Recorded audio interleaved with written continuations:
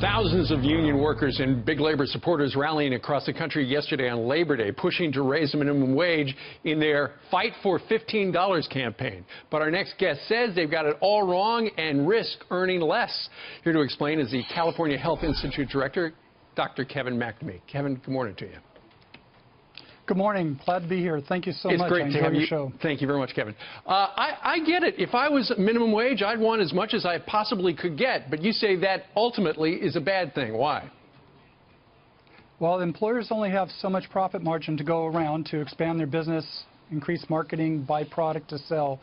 And what results is that when you increase minimum wage, all you do is shift the profit from the owner, who keeps the company moving forward, to the employee. So new entrants, people who want to get a starting job, won't have that opportunity. Second is that the employer may have to cut back hours and/or employees, so you have increased unemployment. Number of economic studies show that every time you increase the minimum wage, unemployment goes up in the area. Sure.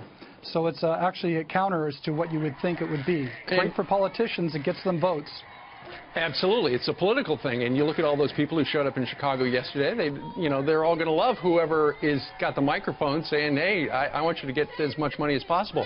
But when you look at what has happened in the city of Seattle, Dr. McNamee, that started with good intentions, but now that has backfired on them, hasn't it? Yes, it has. And in fact, Seattle has occurred that many of the restaurants and small businesses have gone out of business. Small business is 65% of the economy. That's the real chug of the economy here in the United States, is the small business owner.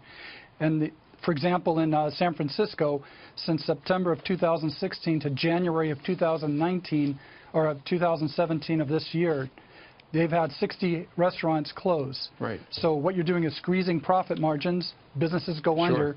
More people are unemployed. It's not rocket science here. Great for votes, but bad for economic prosperity here in the U.S. And, Doctor, real quickly before you go, this is not theoretical to you. You've had to cut back on employees where you work, right? That's correct. I had last year a wonderful office manager, had been with me for 13 years.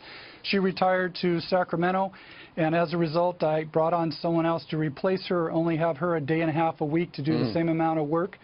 My other company that I have, I had to cut back hours on all those employees. They were excited, $15 an hour. But I said, I only have so much profit margin to go around. I had to reduce hours.